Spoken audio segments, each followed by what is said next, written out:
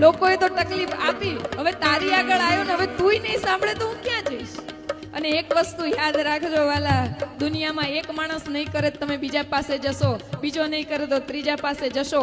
ત્યાં ઓપ્શન છે, આ જગતમાં ઓપ્શન છે, પણ જે દિવસે આણે ના પાડી દીધી ને ત્યારે આ દુનિયાનો કોઈ વ્યક્તિ સાંભળવા તૈયાર નહીં થાય વાલા. એટલે એનું શરણ ન છોડતા. गिरते को क्या